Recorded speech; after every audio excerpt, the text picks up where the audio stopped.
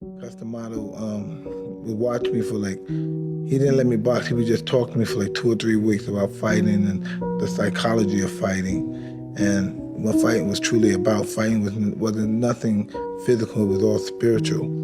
And he was saying, if you don't have the spiritual warrior in you, you'll never be a good fighter. I don't care how big or strong you are.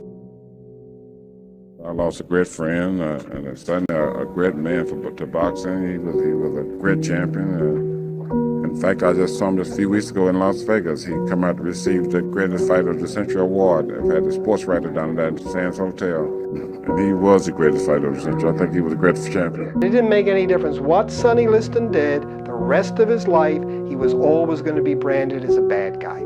Even after he became champion, the Philadelphia police, they went right on harassing him. They just petty things, picking him up for standing on a street corner talking to someone. Since the checks were in Joe's name, the IRS taxed him on their full amount, even though he never saw a penny of it. At the end of the war, Joe was awarded the Legion of Merit. Today, America lost one of the finest boxers of all times. Joe Louis died of heart failure today in Las Vegas. He was 66 years old. I would have to say he's one of the greatest we ever had. You have to compare him with Carmen Basilio, Sugar Ray Leonard. We all wonder sometimes what it would be like to have fame and fortune. The man you're about to meet has been there and back.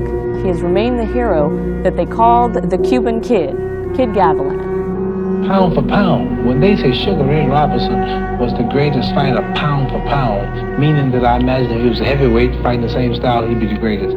I would have to admit, I would have to say yes. I have his fight films, I've watched the films, you have them. That man was beautiful, timing, speed, reflexes, rhythm, his body, everything was beautiful.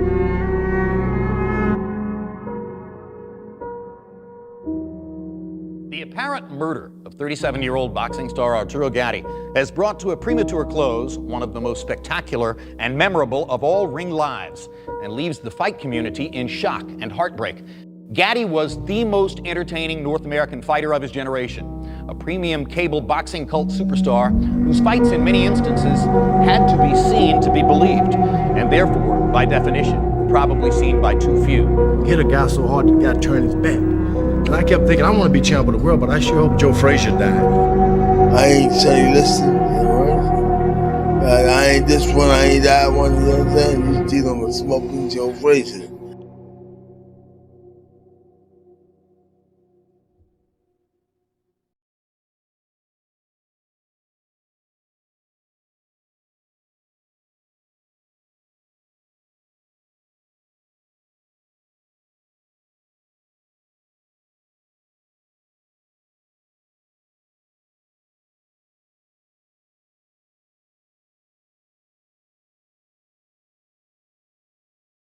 A preacher went out hunting, was on one Sunday morn.